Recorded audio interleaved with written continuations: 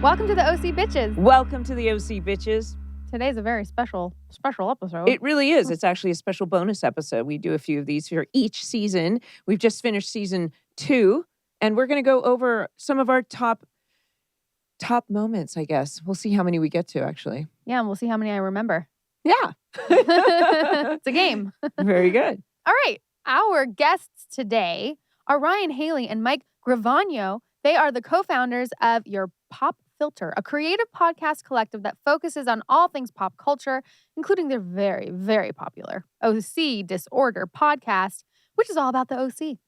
Ryan and Mike have produced shows like The Superhero Show. Is that right? Yeah, that's what we call it. Dumb thing we came up with. Superhero Show, Movie of the Year, and the OCD since 2010. And that is just under the Your Pop Filter umbrella. The dynamic duo has also taught podcasting classes at the community, high school, and university. Wait, that sounded weird. At the community level, high school level, and university level? You can find everything Your Pop Filter and most things Ryan and Mike at yourpopfilter.com. And Rachel, welcome to class. Welcome. I need a lot of help. I'm so happy you're here today because, good Lord, I have no fucking idea what I'm doing. Welcome, Ryan and Mike. Thank you so much for having us. It's so fun to have you here. Yes, I was just explaining to you guys that I like to listen to other podcasts because I like to hear what fan reaction is. And you know what? There's a lot of OC podcasts out there. I don't think that other shows that I've done have a lot of podcasts out there. So there's. Have you looked? Yeah. No, I don't know. I'm sure you have. No, I know. I wonder. It is interesting, but I guess it is a show that resonated with, Oh, yeah. And especially so we say this on a show, we both grew up in Orange County. Oh, what? And so I know, Mindy, you're from there as well. Where are you from? Dana Point. Dana Point. Okay, so we're both from Huntington. Yeah. And it was interesting, but we grew up po. We're not the rich. Posey. We're not rich Newport kids. And so it's a lot of fun to be like, well, maybe it was like that in Newport, but not in the fucking Huntington. That's kind of the way I feel like it was. Like if we went to Newport, you saw the kids driving those Porsches and stuff, and it's like, yeah. Were you watching the OC while it was airing? Were you in high school or junior? I was just out of high school. And I was just in it then? Yeah. And you guys knew each other then? No. Oh. We met later, probably over the love of this show. Really? At a party, let's say, somebody brought up Pittsburgh, and then we both said Pittsburgh you at the same time. And then our eyes locked, and that was it. And the love story was created. That's awesome. That's so cool. Well, how did everything come about? Give us your story. We met, I was at the tail end of high school. Yeah. And a friend of mine was a backup dancer for this weird show. It was a murder mystery musical based on fast food characters. Awesome. Okay. And I was like, that does sound awesome. And then she was like, they need tech helpers. And I was like, I can carry heavy things. I can wear all black. That's fine. And so I show up to the Huntington Beach Central Library, and they're making Who Shot Mayor McCheese? And Ryan was one of the writers and the director of the play. And then very quickly we're like, oh, we're the same kind of weird. And then I realized that one of my favorite bands that I saw twice play, him and a couple of the other guys were singers of it. They were called Badass Wagon. I'm just blowing up your whole spot. Yeah, I thought we were going to lie and make jokes about how we met, but this is the truth. I mean, I like the Pittsburgh story. So that's the one. We'll go with that one. Go with the apocryphal story. That's so cool. What do you think it was about the OC that was it different for you? Was it, what was it? What was the je ne sais? I remember... What was that? I don't know. I lived at a house with a bunch of other people, which means there was always people over partying, and the parties just stopped on the OC nights. And it went from 4 people in a room to 40 people in a room. Appointment television, which is something that, we don't have anymore, just there every week. This was about, right when the show blew up, episode 6. About to go on that break because Marissa died in Tijuana. Right. And I asked people, I talked to them, why this show? There's so many other shows. And I think all of the gasp moments, all of the drama, it was a loud crowd, in my house, screaming and yelling. But there's just something more.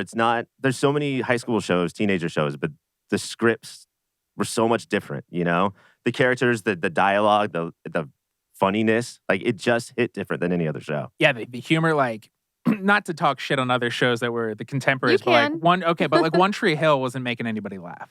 Like, it didn't have that joke factor. And I think a huge part is the kid storylines and the adult storylines are both equally important. And it's fun rewatching it, and you're like, I kind of don't give a shit about who's going to go to what dance, but like Kiki and Sandy, are they going to make it through this rough patch?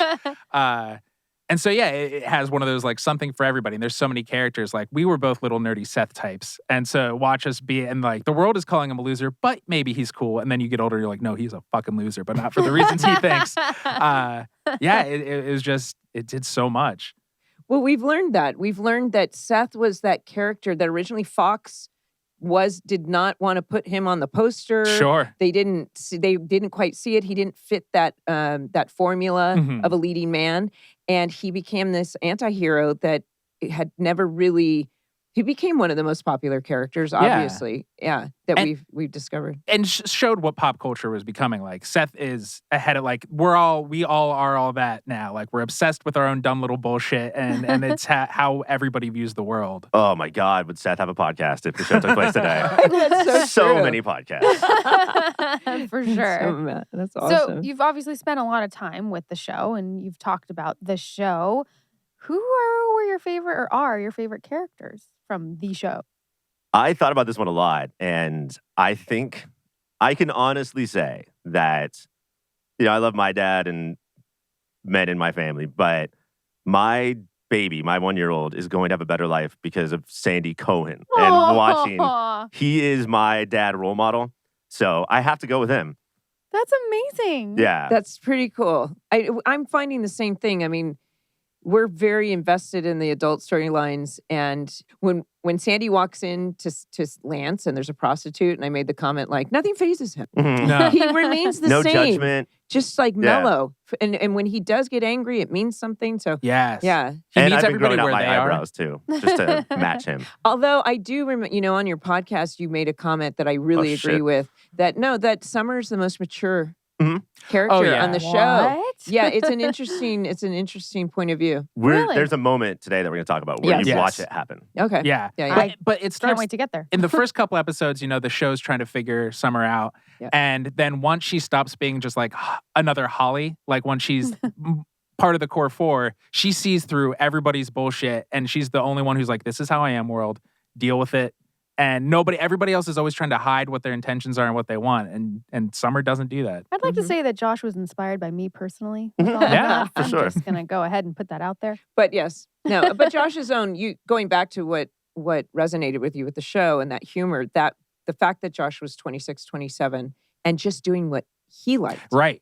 And not what, Aaron Spelling, sorry. This is not degrading Aaron Spelling, but there was a lot of formulaic things that came from, older, generations. Totally. And that was, Josh being that young, at that time in the early aughts, there were the industry started looking towards a lot of younger writers and such, although he still holds the record. For what? For youngest showrunner ever. Is that true? Yeah, it was on Wiki. I'm going to make him a trophy. He's going to love that. Yeah. Well, so we wanted today to break down the top 10 moments from season 2 of the OC. With a few bonuses scattered in, because I don't know how we pick. I don't know how we whittle it down to this, but we have a few, right? It was hard. It was hard. Not easy. This is also the best season, I think. Really? Yes. It's the whole cast, all the extras. I miss Anna. Anna has a special place in my heart because I'm from Pennsylvania originally as well. Whereabouts? And I'm from Philly. My mom's from Philly. Nice. Nice. Ew. Not ooh. Ew. Ew. That's how we tell the difference between Rachel and Summer. She's like, yay, Pennsylvania. Instead of, ew. Yeah. Exactly. Okay, well, first should we watch the clip? Should I say what it is? What do you think? Well, we can start with episode 1. It's from The Distance, and it involves Marissa. Why do we have to keep doing this? Honey, instead of shutting me out, just tell me what's bothering you. You really want to know what's bothering me? Do you? Do you really want to know what's on my mind? Yes.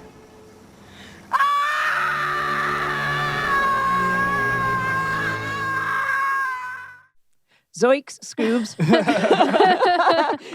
So we just watched the infamous scene where we find out what's really wrong with Marissa. What do her insides feel like? Her insides feel like screaming. I just watched the Jenny Slate stand-up where she screams like a fucking amazing pro, and like all I can think of is I wish she did a Jenny Slate scream. Anyway, Misha did an amazing scream and threw some patio furniture in the pool. Right into the pool. So I want to get your take on this because I was there. I was pretty impressed with what she did, but for some reason it's kind of this infamous or famous, like it didn't resonate, or what was your take on it? Yeah. I feel at first it's super goofy. Like the play one, if somebody's talking to you, the funniest thing you can do is just point to your headphones and shake your head like you don't like what? No. And it's not like those little earbuds or noise canceling, just like No. And then it's very funny and big, but teenagers are very funny and big. Yeah. And then it's also like, and I think this is the unfortunate part of getting older. Now it makes me so sad for her. I remember thinking it was one of the funniest scenes back in the day, and now I'm just like, oh, this little girl's in so much pain. Like, Right. It And probably, with no way to let it out. Like when Mike and I were that age, we had freestyle rap. That's what we would do.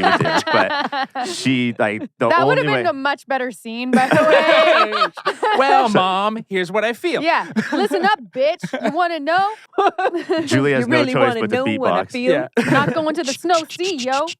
Sorry. Okay. But So- yeah, it's funny because a lot of people had that reaction to this scene like it was comical. Right. It's just that so wasn't- awkward that you. I think a lot of times Yeah. people will laugh out of nervousness Right. because it's raw. It's like right there. I thought the music, the editing, I mean, the fact that they gave her light enough furniture to throw Right. was a good thing. Although, you know, it would have That'd be been funny. heavy teak. And She's like, ugh, and just couldn't lift it and just kind of shoves it 2 inches forward. That would be the best version. Oh, man. But I do think that it was written for some extremely, to reveal to the audience how fucked up she really is. And I know, for like you said, it came off, some people thought it was funny or people make fun of it. But I don't know. I thought she did a How many decent times job. did she scream? I'm sure we talked about it. She had How many to, times did you do it?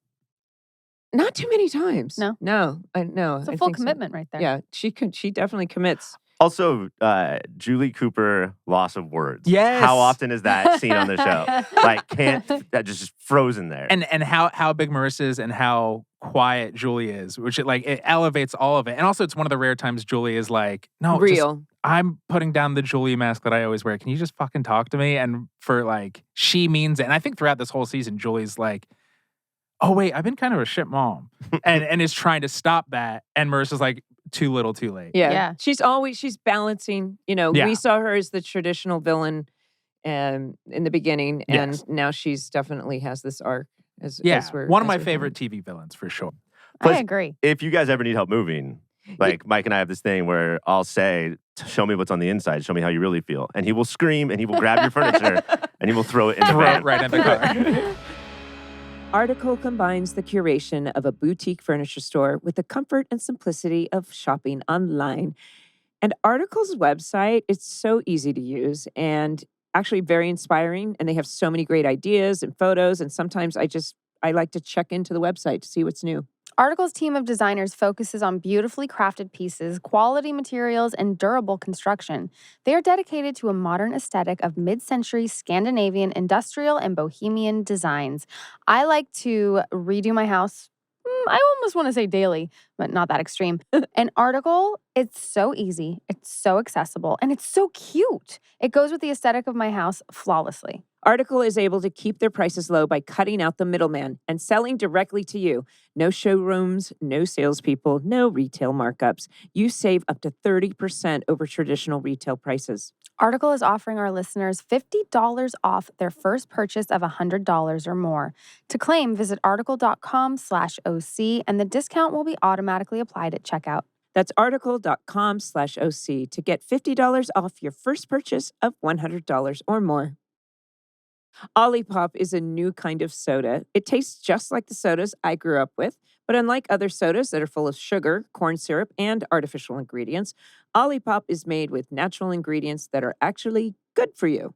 They have delicious nostalgic flavors like vintage cola, classic root beer, orange squeeze, cherry vanilla, strawberry vanilla, and their newest flavor, classic grape. I love the classic root beer. And then I actually have this keto ice cream that I love, and you just plop that on there, and now you got a nice root beer float. Ooh, I love a float.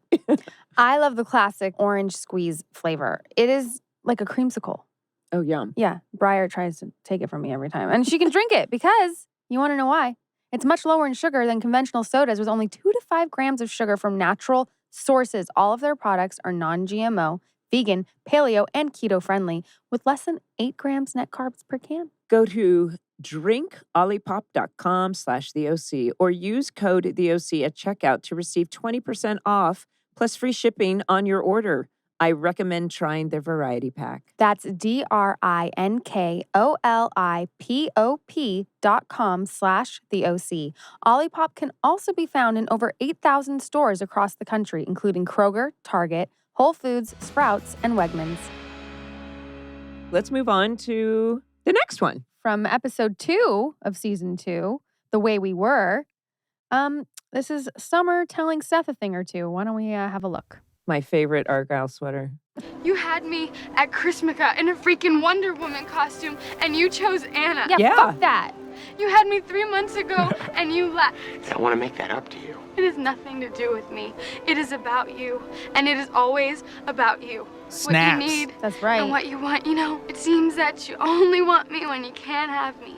Then that's the moment Yeah. where Summer becomes the most mature Yes. character on the show. That's the one, previously yeah. alluded to moment for sure. Put Seth in his place. Finally, somebody You're did it. selfish. Yeah. He Yeah. is selfish. You know, Oh, Seth yeah. is very selfish and very But self-involved. teenagers are selfish. Teenagers are, but there's also what's fun about Seth and how Brody plays him is so many guys are like, I'm the nice guy. But they thought just being like not a openly douche. Not kicking the shit out of people right, makes meant you they a were nice good, guy. but he's such a different kind of wormy piece of shit. And I want to give it up to Zach in that scene too, because any other guy would have been like, I got the girl, but he just calmly Yeah. drove away. No, we've learned that Zach is like the best. nicest, sweetest little chocolate lab. He does. As He's Josh kind of says. a Summer version, but then we find out in the season that he does some kind of manipulative things too.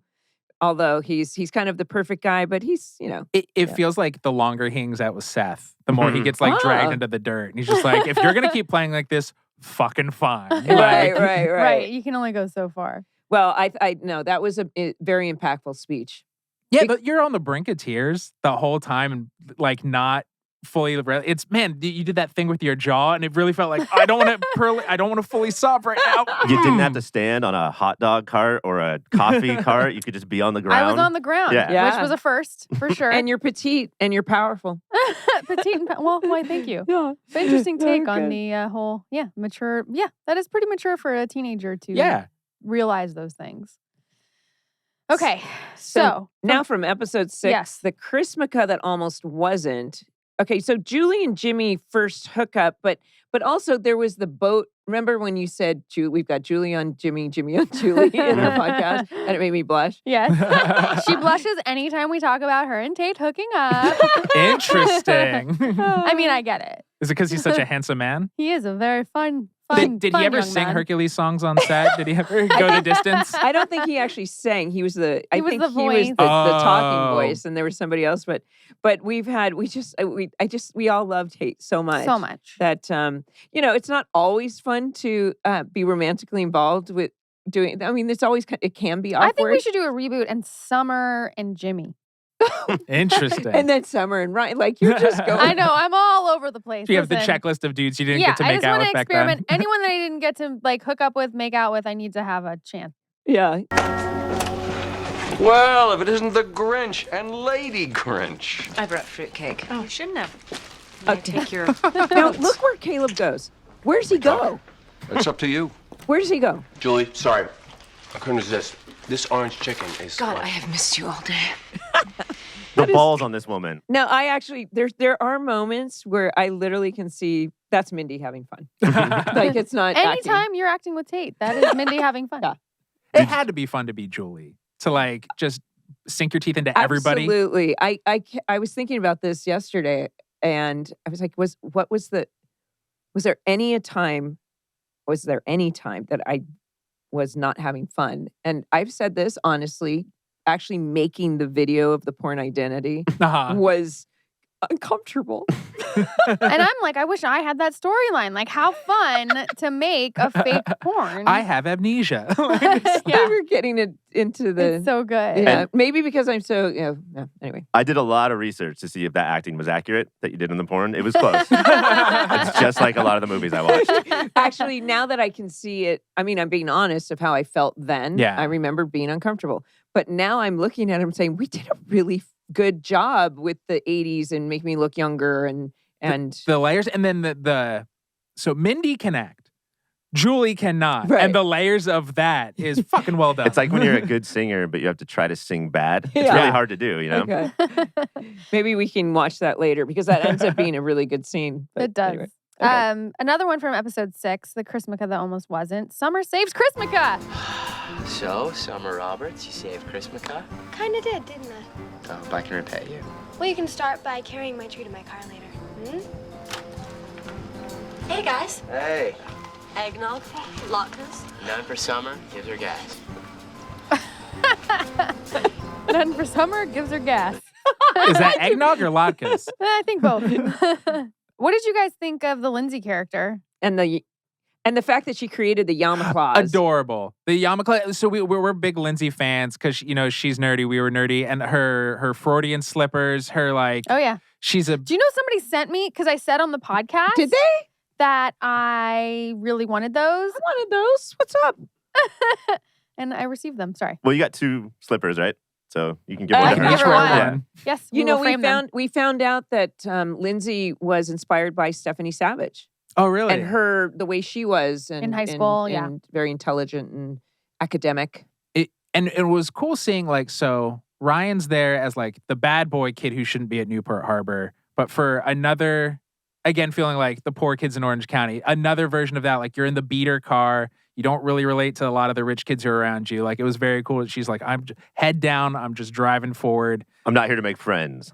But then Right. when he gives that like sideways, when Atwood hits on any girl, he just like tilts in half. He's just like, how are you going to say no to that dreamboat? But the other part of this episode, when she actually hands the yarmulke claws to when Ryan hands it to Seth, he does this like he looks away and hands it to Right. Seth. Yeah. Like, that's one of my favorite moments in that episode. Because they're supposed to cancel the date with the girls. Yeah, and they're after supposed that, to they know dislike they all can't. the girls. She Yeah. made yarmulke clauses. And Yeah. this whole scene, we can only, we can't just sit quietly and watch a 5-minute scene, but all of it from Seth grabbing Lindsay and being, and this is like the positives of Seth is the motor mouth to win people over and like calm them down and be like, yeah, our family's a little fucked up.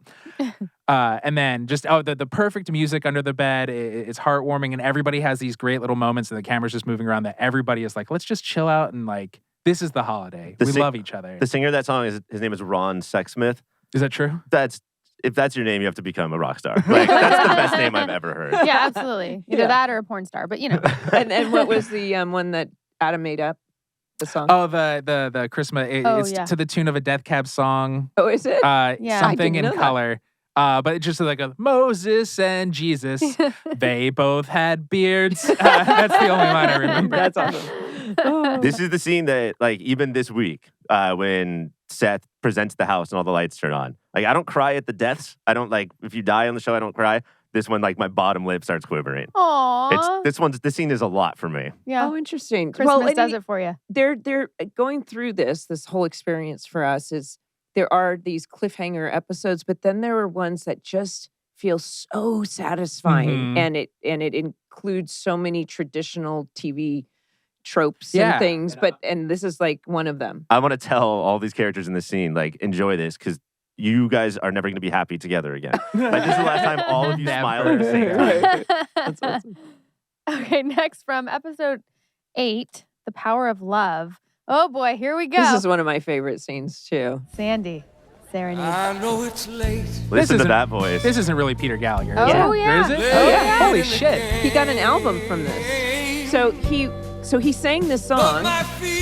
If you haven't listened to our podcast recently, but he sang this, and then he got 2 album offers from this. Holy crap! Because he was a Broadway, he's a Broadway singer, and he's a performer, and that's why they kept putting him with a mic in front of him, and He has a beautiful voice, Peter. I 7 Days in Memphis was the name of the album. He got to do it. Yeah, his voice is perfect for that. And so one of the reasons we picked or like submitted this one is in this, season 1 they are the power couple. They're so strong. They're like the core of the show. And then this season beats the shit out of Kiki and Sandy. Right. You're telling me. And this is like the one positive moment that they get. It's a really sweet moment that they get for sure. I had such issues with the Rebecca storyline when he leaves on Valentine's Day. Yeah. I'm still mad. I wish we could have just introduced Carter to Rebecca. They could have ran off, Right. and the Cohens could have been fine. Right. Here's the Sandy substitute. But it's like, but it's also, I know fans were, angry about Rebecca and Carter and Kirsten's drinking and all of that. But even Kelly, she sent me that text a bit back where she said all marriages have problems. Sure. And it's not just infidelity. It's like, the damage, like, when she goes into her drinking and she's going to rehab and, all of a sudden Seth and Sandy are discussing, well, what about you? Well, what about you? What have you done to her? And it's, with the acknowledgement that things were going on. Right. But it's still kind of, there's something in Summer says, it's bigger than you, Seth. I thought that was very mature of you. But yeah, Here we go. Most mature character on the she's show. like, it's bigger than what you did. Right. And it really has to do with that. But yeah, it's like, their relationship just, it took a beating. Yeah, you hit rough patches. You take each other for granted just a little too long. And when you look like them in Newport, people are going to be after them like that. You can't. The key party. The key party. Oh, I fucking love that episode where they're both just trying to dare each other to do it. And also, I don't think you can be raised by Cal and not have some sort of substance abuse problem at some point. Well, and I think that's the thing that we're not, just because the audience isn't being shown a demonstrative characteristics from Kirsten, who knows? We never know what's going on inside their minds. Right. Right. Also, the people who didn't understand the drinking or thought it came out of nowhere, they only watched the season once. When you watch it 8, 9, 10 times, you see it's pretty well develed throughout the entire year. You're looking for the Easter eggs, and you're like, hey, well, that one just made her feel, stressed out. Because we have this thing where it's drink every time Kirsten does, and so we So started you getting get messed up. It's a rough show if you go through it that way. Really? Okay, good to know. You heard it here, people. She may like her Chardonnay. But you're not gonna die. Okay. From episode 14, The Rainy Day Women, Julie finds out about Marissa and Alex. Well, I was just making bagels. I figured if the Cohens can do it, why can't we? Oh, none for me thanks. I don't eat breakfast. Oh, it's very punk of you. I used to like the punk in my day. Mom. The punk. I love Yeah. That that. was my day. The punk. Still Just is being my honest. day. Oh. We'll be keeping kosher in no time. What is with these Cooper women and making out with people in kitchens when there's other people all over the place? Kitchens are the sexiest room in the house, I guess. Rock on. It's cute. It is I mean, cute. it's really. I love Julie in this scene. You're so funny. Yeah, we talked about the fact that she recognizes in her, like we talk about human beings, she sees someone cool. Right. And she instantly wants her to know, I'm cool too. I'm like, oh, I totally get that. It's like Amy Poehler in Mean Girls. Just like, I'm not like the other moms. I'm a cool mom. Right. You keep me young. Yeah. And she does. She sees herself as like, look, to later on, she's like, I don't mind. Just let me know. She wants to own every room, right? And she actually knows how to rattle adults. But the minute like a young gal with some blue in her hair shows up, she's like, oh no. Right. She has to think I'm cool. Right. Which is the least cool thing a parent can do. It's just like beg a teenager to And then approval. right after this, where she says, I have something to tell you, and Marissa very confidently with a little milk wipe says she's my girlfriend. No, not a girl. That's a friend. My Right. girlfriend. And Julie's response is an open mouth. And then later on, she has this kind of, it was a phase for me too. When you're into White Snake, you're going to hook up with other And gals. Jaeger. Marissa opens the fridge, grabs the carton of milk, and drinks from it. Yes. Is that just a TV thing? Has anybody ever actually done that in real life? Because I TV think she characters was do it getting all them- the time. I've had exes that I'll take like a jug of juice and drink out of it, which always Get bothers a me. glass. It Get a wasn't, glass. yeah. Get a Get a glass. glass. It's like And the same thing. Like, don't use my toothbrush. If the cardboard is on it, then if you're the person, if you're Yeah. the monster Yeah. drinking from the card, Ew. you get cardboard lips. I think she was just getting the Got Milk campaign. Oh, yeah. Because Did we she found. get? Oh yeah, we found out we found got out- offered a Got Milk What, campaign. did she do one? I don't know. Didn't Josh say that all of us got offered a Got Milk campaign? Right. And that you turned it down a down? Super Bowl. God thing. damn it! I just got over that, as in forgot about it, and it keeps coming back to haunt me. Fucking A. The things we learn. Ah, Okay. Pepsi, if you're listening, I'm available. Public Goods is the one-stop shop for sustainable, high-quality, everyday essentials made from clean ingredients at an affordable price. Everything from personal care and household products to coffee, toilet paper, shampoo, pet food, and more. Public Goods is your new everything store, thoughtfully designed for the conscious consumer. Okay, so I love their dish soap. It's the strangest thing, but my dishes are clean, first of all. And it just feels good knowing that there aren't these harsh chemicals. So I compared labels to my old traditional soap. Yeah. There's like ether in it. This has like things derived from coconuts. So it's healthier, trust me. When you're doing dishes all the time, you want something healthy for you. You want to eat off something that's been cleaned in the right way, for sure. They ethically source and obsessively develop each of their products to be free of unhealthy ingredients and harmful additives, still common on drug and grocery store shelves. They are committed to making their products healthy and safe for humans, animals, and the environment. So I was at an Airbnb for a wedding recently, and in their bathrooms, I noticed that all they had was Public Goods products. I was so happy to see it because I was like, I can actually use the stuff they provide because I know there's nothing bad in it. And I just love everything. The hand soap, my hands feel great. Oh, yes, I have that too. They use a membership model to keep costs low and pass on even more savings to their customers. Best of all, you can make your first purchase with no obligation. We've worked out an awesome deal. Receive $15 off your first Public Goods order with no minimum purchase. That's right. They are so confident that you will absolutely love their products and come back again and again that they are giving you $15 to spend on your first purchase. You have nothing to lose. Just go to publicgoods.com/theOC or use code TheOC at checkout. That is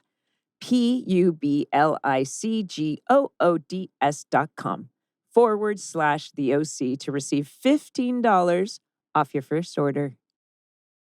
Fresh from San Diego, California, comes the only sunglasses brand I'm ever going to wear again. I'm talking about Blenders Eyewear, and you are going to be just as hooked when you see how awesome these shades are. I got the lilac lacy, and I love the sleek design and how sturdy they are. Blenders' team of in-house designers are constantly coming out with new styles, from orange polarized wraparounds, tortoiseshell frames with purple lenses, to classic gold arms on black lens. And it's not just sunglasses. Blenders has prescription glasses, readers, and blue lights, as well as a snow collection with goggles and accessories. So I have a pair of these super cool readers, and I have a pair of the polarized sunglasses in the same frames. It's like a classic cat eye. It's one of my favorites. But I use these polarized glasses every time I go to the beach because polarized makes everything super saturated, and the colors of the ocean are just even that much more incredible. I like that trick. A little tip. To score 15% off your Blenders purchase, visit blenderseyewear.com and enter promo code OCVIP. That's blenderseyewear.com, code OCVIP for 15% off. Blenders, rocked with pride worldwide. From that same episode, we have probably... This is the scene that you guys are going to reenact for us. We've Yeah, talked yeah. about this. The infamous Spider-Man kiss between Seth and Summer. Also, this is like the famous moment from this montage, but the whole Champagne Supernova, everything, from the little kid playing with the horses to Marissa comforting Ryan, like every one of these is so good. Right. Yeah. This show crushed montages. Like, it really did. Not just because the montage is in the OC. We crushed montages. We found out that Tobey Maguire and Kirsten Dunst had just as much problems as Adam Brody. Oh, and yeah, Rachel kissing upside down Bilson. in the rain, not easy. You could see him going, Yeah, trying to breathe through it. yeah. And then of course, just the actual rain. How many times do you remember how long you had to do it? I don't, but it was inside. It was very weird and Is it uncomfortable. cold? Yeah. Oh, yeah, they don't heat it. Why? They should. It's No, well, very expensive. And they damaged the set from that, they found out. Yeah. Well, it was a lot of water. There was a lot of water. His face is covered the entire time. Was there any part that was like, It's we could actually use a not stunt double? Adam Yes. Brody. It's not. I'm actually making out with his stunt Is that double. true? No. No, it's not true. Oh. So no, the most of the other part was actually climbing. That was a stuntman. What they did to Seth or Adam has a name. It's called waterboarding. Yeah. That's like Guantanamo war Bay crime. torture right there. You're right. But I think this is the moment, right? Of maybe all 4 seasons, the most iconic, the one that's most referenced. Yes. Oh, you mean The kiss? The kiss, yeah. Yeah. And I like when Josh was on talking about it, like him talking about how he wrote backwards, basically. He was like, I want to do that I kiss. need this. So But how how are do we we going to get get there? there? Yeah. Well, what I love about when I guess the stunt double is climbing the roof, he does a perfect like pose and looks at the camera and is just like, I could be Spider-Man. He does Like, it. yeah. He literally incorporated the characteristics of Yeah. Spider-Man. Well, That's because awesome. Brody always wanted to be Spider-Man, even though that's probably the stunt double doing the Right. stance. But Brody really wanted to be Spider-Man. He would have Don't been we all? good Peter Parker for sure. He would have been a great Peter Parker. Absolutely. Maybe he still can if they do an older version. Yeah. Well, there's 18 Peter Parkers. There now, are so- 18, I know, so right? hey, anyone has a chance. Okay, So moving on. good lord. This is my favorite. Well, we should mention that in season 2, we did have iconic bait shop moments. Mhm. Like my favorite was the Killers, I think. And we talked about that with Alex Patsavas. But this is my favorite music moment of the whole series. Watch the rest of this. Oh, got it. There's more. Oh, yes. Yo, there's so much in this. Oh, there's montage. so much. I cried. Shockingly. I loved that dress. That was that Givenchy. Uh-huh. Did you steal it? My way. Marissa. That montage is real heavy. And then the next, and then it gets even heavier. Yeah. The next episode is so heavy. So anyway, that was a great music moment. Yeah, Fix You. It's a time, that song. I think that's another going back to why it resonates is it used music better than I think 90210 did or like for other shows in this similar oeuvre. It just Josh and co were tapped into like the times or ahead of the times because they picked this one and just were like, people are gonna fucking love this song. Yeah. Right. We had a Beck episode too. Yeah. You know, with all the Beck music. Yeah, before. in the It's Malp just- episode, right? In the Malp episode. It's that's my right. favorite episode of all time. The Malp episode is? Yes. What? Yes. Really? That's the last time where they're all happy together. And it's like this roller coaster wacky where and you're goofy at the and- height and you can see the whole place. And then after they get out of the mall, it's downhill. Never leave the mall. Never leave them all. Yeah, we found out that of course, that was the reset episode right. where there was It's like halfway through the season. Yeah, we get them back together. We've ended these other storylines and we're about to start these other storylines. Let's have them all in a happy place. You want to watch where they're What's going on there, Lil? My espresso has faded. Podcast nap time. Okay.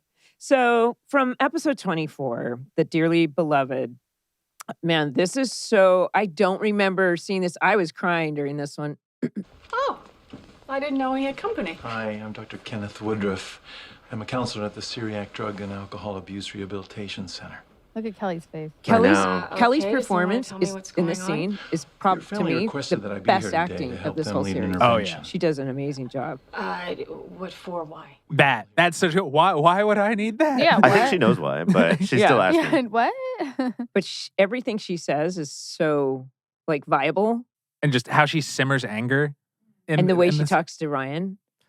The way she talks, yeah. When she turns and Seth's there, Yes. I lost it. There's a lot of good quiet Seth moments in this season where like he starts growing a backbone. Where it's after that, or maybe we'll watch it, the Caleb slap off, and then Caleb doesn't want to leave, and he's trying to bug Kiki in the closet, and it's Seth is like, "Grandpa, you need to leave." Yeah, yeah. And Cal's face is like, "Oh shit!" Even this little worm is telling me I should Yeah. like, oh. Yeah. Now, I think if your family does an intervention, you probably have to like look at it. Yeah, pay attention. I mean, maybe there might be a problem. I just like how Ryan. it's perfectly. That's why I brought you here Shit. today. That's what you guys are here for? That's how we set this all up. Oh, no. But everyone says their case, and he's like, "Okay, and now you." It's Yeah. like But literally. it was done really well. You know, it's like, and it's like you're almost like what Kirsten says. You're like, yeah, you kind of believe what she's saying. She's Mhm. like, come on, you know, like the way Seth was like, her dad just died. Right. She had a few drinks. Give her a break. You're pushing, and you know, and people get sober so many different ways. Right. You don't have to go away, but she's, you know, it's like. But if you're kicking and screaming like she has been the whole time, she's like, I'm handling it my own way while grabbing a bottle. Yeah, It's right, by not handling it. Right. Yeah, might be a little bit of a problem here. Oh boy. Okay. Oh wow. Here we are. I was wrong about the Spider-Man thing. This what we're about to do is the most iconic moment. Really? Yeah. Yeah. So what we're about to do is from episode 24, season 2, The Dearly Beloved, where Marissa shoots Trey.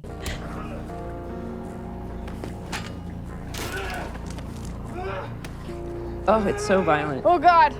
It really is brutal. He's about to smash his face in with a telephone. With that telephone. Like an old school, really hard plastic telephone. So his face is so fucking funny. the slow-mo with his face, like, what just and happened? the blood slowly seeping through his thermal. You got to wear thermal in Southern California. You have to wear a thermal under a button shirt, first of all. He's confused and offended that he was shot. The thing that I yelled at the camera or yelled at the screen was when Seth calls Marissa and says, "You're closer. We're on our way," but he's going after his brother. "You're closer." Right. Like, don't tell her to go. Yeah. She's been Yeah. through a lot with this specific situation right now. But if he didn't tell her to go, Ryan would be dead. That's true. Because Seth and Summer aren't shooting Trey. That's Right. Marissa's That's job. very true. Yeah. I just love that scene is so famous from the show that SNL actually parodied it. Parodied. Parody. Satirized. There's a couple things. The They parodied Californians are kind of a parody Oh, of our speech, too, because we do talk like that when it comes to the freeways. It slips out. Sure, the 405 to the 5. Yeah. Anyone. To the from 55. Southern California. 5 to the 4-5. And you Oh, get my made goodness. fun of in other parts of the country if you say the. I live in Colorado now, and they're just like, "Oh, the 25." I'm like, "What? That's what you want to dig your heels in right now?" There's so many other things to make fun of Californians Because about. when we were young, my parents called it the Pomona Freeway, the Hollywood Freeway, and then it changed. We don't, because you identified what part of that freeway was in the area of the town, but now we say the numbers and the stuck. That's my theory. And that's why we say the OC. So there's a little bonus scene since the mall episode is your favorite That's so good. episode. Oh, Julie's meeting the pizza guy. Hey, I got a pizza. What do we have here? Some sausage pizza? We have sex. No, I'm a virgin. At least I think At least I think Brilliant. I am. Just brilliant. And then that scene with Alex Yeah, is it's so like, good. it doesn't rattle her that much. No. Saturday that Night Alex Porn, showed up. sure. Yeah. She's like, cool, all right, do your Yeah. thing. And That's one of my favorite scenes with Alex, too. yeah, it's so good. And it feels like Jolie, like, to take the power back, she's no longer like, I got to look cool. Alex caught her watching porn. And then she's like, oh, Marissa's fucking you over too. That's just what she does. She jumps on her because she feels weak. That's Well, how I and then read she it. says, look, I'm not saying this to be mean. Right. But you're this month's yard guy. Yes. That's mean. That is mean. You don't have to. Oh, and by the way, actually, we should not end today without saying one of my favorite lines. The hot yard guy, because the yard guy is hot, right? The hot yard guy in the yard who's hot or something like that. Right? Something like that. Something like that. That was one Oh, of my. don't yell at the yard guy. He's hot. Yeah. Break me off a piece of that. How'd you guys feel about DJ? He's hot. Yeah. And It's he's in the undeniable. yard. One of our favorite lines is a very dumb one, and it's just our misreading is when she's like, "Don't call me DJ," and it's not her name. Why would DJ call her DJ? Yeah. It's just that there's like a comma missing in the line reading. That's so. I want to rewatch that now and look at that. That's funny. Don't call me DJ. Let's kill this guy, man. I love that. Hey. I also really like that the bigger guy has the most 2000s facial hair of just chin beard. You guys made a point. I heard you talk about this. That it's not the weight of a football. No. Right. That's like a big crystal Yeah, solid thing. That wood is ripped. He has to shot put. Yeah, he is Yes. shot putting the crystal egg. But that's from a thing. Because the egg is from Risky Business. And the Yes. scene is recreating a scene from Risky Business. And I thought this was such an important example. Like, the show, I think, started this trend of how many levels of pop culture are we going to go? You know, they mentioned the movie, but then to recreate a scene, and that kind of thing took off. Like, How I Met Your Mother, a lot of shows after it sort of did this thing of, we're going to discuss pop culture in our world, but also recreate it from their world, you know, from the audience world. We're exploring the impact of the show and the the cultural impact is exactly what you're talking about. Not only did people want to either be Seth or Ryan, or you guys wanted to be Seth, but also what people started. Well, we were Seth. We wanted to be Ryan. Unfortunately, we were Seth. That was not a good thing. But you started seeing these trends in film and television, I guess, that were similar to what they did here. Oh, yeah. Just the referencing and sneaking references under references, you know? Right. Meta. Meta, And exactly, yes, Seth almost is Deadpoolian at a certain point where he sort of knows he's in a show. The way he talks about everybody, he almost is like, well, what's your storyline this week? Like, he almost breaks that fourth wall. Well, and Josh has said that he needed Seth's voice to get through this show. And just because, like I said before, he just did things that he liked. Yeah. And thought, and then took it even further. Like the Rooney episode was super, super meta. Yeah, because that's in the LA, right? And the Valley characters are there at that point. Oh, yeah. Yeah. The Grady's. The Grady's. And our final clip today, we're going to go back to your favorite episode, the mall episode. We're going to play a little hockey. And see, this is like a trope that on TV, like getting stuck somewhere. But we're seeing it like realistically played out. Sort of realistically. Very realistically. So realistically. I love the color-coded hockey masks. Oh, yeah. That's right. I just love how into it Summer gets. Yeah. We're doing an activity now. Yeah. You know, Stephanie Savage told us that it had a weird reaction when it first came out, but actually the more reaction is what you said nowadays. It's like people go back and some people loved it and some people loved it or didn't. Yeah. Well, yeah, I mean, you think that everyone on the shows that you love are happy for most of it, but they're not. They're actually like sad and broken for most of it. So to have a moment like this, that's light. You got to cherish that. Breath of fresh air. It makes all the darker moments hit harder because you're like, remember when they were just playing hockey in a mall? Yeah. Remember the Beck good times? was there. But this was a very dark episode for me personally, which I've discussed when Brad Pitt and Jennifer Aniston split up. Right. It was very dark. It was a dark evening. It was hard for everybody. It was hard for me to play hocky. Especially because I never did. But then you stunt fought through it. I'm so proud that you fought through it. You know what? I did, and I camped. I camped hard. And I felt good. Okay. So what? You have questions for us? No. Yeah. Yes? Yeah. So Sorry. we're going to get some questions Flip from... the bitch. If only there was a script we could have read before this. If only I could have prepared. If only there was a show I could watch to know what was going on. That would be so helpful. What, just on your podcast, Ryan? That's what happens all the time in your podcast. That's how we reset segments. And by it turned to, we were on the way up, we were talking about where I think it started off very naturally and then I became a parody of myself where I was just like, I have to separate between where I'm like, Ryan and Seth are doing this. And so Ryan, what do you think we should ask Mindy and Rachel right now? Was that a segue? I think so. Professional podcaster. Can I ask you guys a question? Yes. Do you feel like better podcasters after a year of doing the show?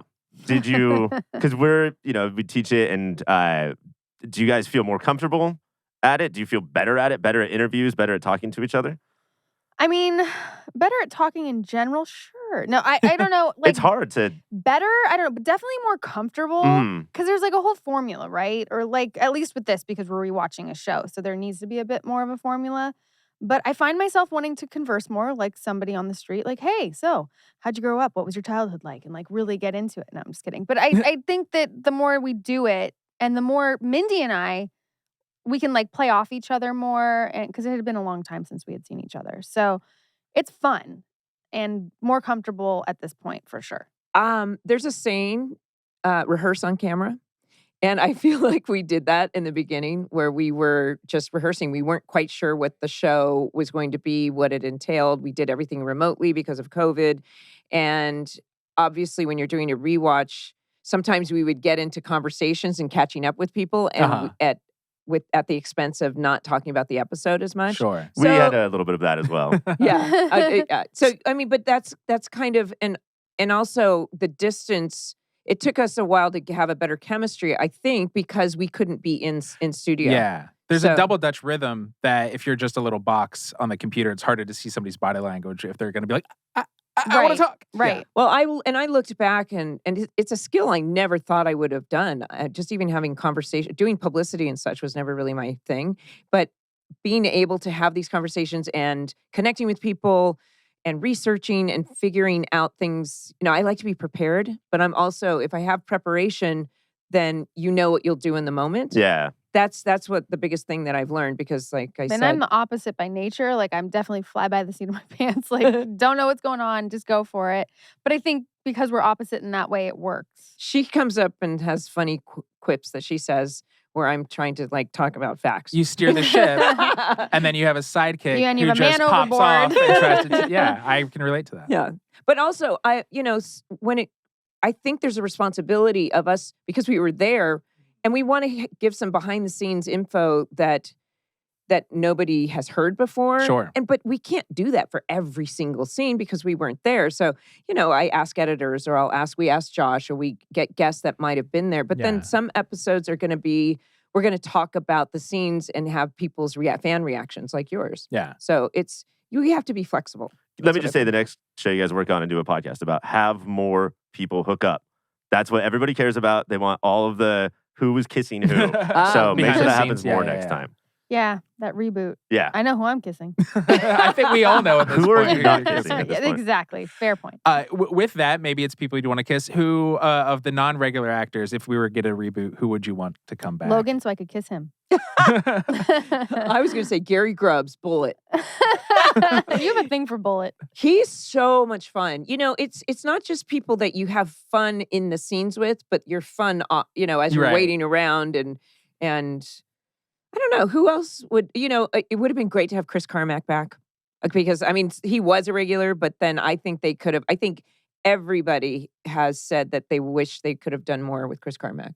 Plus, to go from as much as you hate that guy to as much as you like him towards the end, that's an impressive turnaround. His arc, he really grounds Luke, because it could have been so cartoonish to like, what a bully, to like, what a puppy dog Luke goes. But you're like, I believe that you could fuck somebody's mom and they would forgive you, because you're just so dumb. Yeah. You're just so dumb and lovable. Is that why you're trying to call my mom all the time? Yes. I'm not going to forgive you if you do Me it. and Linda, we're tight. Should I not say your mom's name on the show? Don't do that. Sorry. What obstacles would a 2022 Guys, this is a podcast. I apologize. This is my first time doing this. If you guys were going to reboot the show now, what changes do you think in like society or the world would be an obstacle? Well, there's like the obvious things. Well, as we've been watching it, we're like, could we do that today? Could we, There's quite a few things, like Josh talked about the Marissa Alex storyline. It was a big deal to Fox back then. Yeah. It's not, it wasn't, I hate to say the word exploitive, or, for some reason, that would be handled very differently. Some of the things that Seth, he makes gay jokes. You're right. Oh, yeah. Those kinds of things absolutely would be handled differently. That's what minty means, by the way. Did you guys figure that out? Minty. Yeah. Yep. Yeah. He says the pirates are minty. And he talks about, I don't know. That seems like and I think more diversity, obviously. Absolutely. I mean, that Marissa Alex thing, like Fox was just like in the commercial. Like, you'll never believe two women kiss. It doesn't feel like the show is exploitative, especially rewatching it. It felt like the Super Bowl style commercials building up to that episode. I'm so sorry. In hindsight, the show was so huge, and it seems like it was a fun experience to work on. But while you were in the middle of working on it, was there any other opportunities you considered walking away from the OC to do? Every single one. No, I'm just kidding. Except that Super Bowl commercial. Except that fucking Super Bowl commercial. Walking away from the show, never in my mind. I mean, I'm trying to think opportunities. Did I have any? I think actors, we can't speak for anybody else. I'm sure you guys were, the core four, the kids were getting offered things left and right that they couldn't do because of the schedule. The thing I'll say was how awesome the show was. Josh Schwartz and Bob DeLaurentis was the last season when I got a movie that was shooting while the OC was shooting, and they made the schedule work where I could do both. Nice. Which is very cool. And you have to be super grateful for that kind of shit because, that's hard to do. Especially, Marissa had died. Summer was kind of taking on more of a storyline without her, although Taylor Townsend really stepped up. But just having that opportunity was very, very awesome. What was the movie, Jumper? Yeah. So you had jumper technology to get back and forth. I was teleporting from Toronto to LA. That seems so rare. it was the only movie where it was actually possible. So we spoke mostly about season 2. Were there any other iconic moments that you would like to mention that you could think of?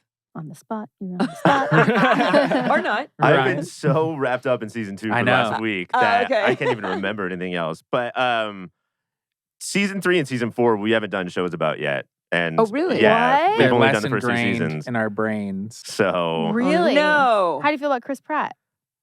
I like him. You can see in the 4th season how he blew up. You know, he doesn't have a lot of screen time, but his delivery, he feels like that maybe he's improvising too. No one made me laugh more. Yeah. Sure. Believe it. And we're huge Willa Hollow fans, so we're very much looking forward to that. I think iconic moments, think about Or season 1, maybe, since you've done it. The trailer park. Mm-hmm. Welcome to the. I mean, the pilot has so many iconic ones, and again, I'm obsessed with Ben's sideways head while he's hitting on Marissa and saying, "Whoever you want me to be." Like, it's just like that's how you get girls. You just have to have your head. He's used that line before. Sure.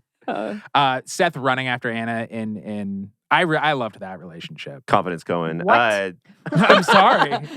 She was in a Wonder Woman costume. I was in a Wonder Woman. I realized Summer brings that up a lot throughout the series, and I was like, she brings that up a lot. And then think about it, it's like, you fucking would. You threw yourself out there. Hello? And the guy ran away. What the chose hell? And you Anna. Yeah. Not just Ryan carrying Marissa and TJ, but also after that episode, when it was on, it said, like, the OC will be back in 6 weeks or something. Right. And we all flipped out. Like, you can't do that to us. Well, and you know They knew what they were doing. That could have been the end of the show if that had happened. But if instead, there was, 48 episodes in season 1? So long. 27. It was quite long. Yeah. Very quite. My goodness, boys. This was fun. This was a lot of fun. Yes. I liked this. Yeah. I'd like to do this more. Anytime. Yeah, we'll be back next Saturday. Yeah. Okay. No, we definitely love the take. And no, I'm just very, very in awe of your pop culture wisdom. And you guys reminded me of Josh Schwartz listening to your podcast. And I was like, we should get these guys in here, especially because you're Orange County natives. How many times can you say I'm from Orange County here? Yeah, there's a generation of us that are broken by pop culture that grew up like with Tarantino and Kevin Smith. And we're like, yes, this is how I relate to things too. It would have been cool to play sports or kiss girls, but this is what happened to us instead. So, right. Pop culture. Very good. And here we are. Yeah. Well, we really appreciate it. It has been so much fun. And I love that you can tell me about the show more than I even could remember, which is always helpful. We'll give you insights into your character. Please do. And if you could tell me who I play, that would be even more helpful. But yeah, thank you so much for coming. Thank you for having us. And it was so much fun. Thank you so much for listening. Follow, rate, and review. Welcome to the OC Bitches wherever you listen to your podcast. And if you like to watch us, check us out on YouTube. Bye, bitches.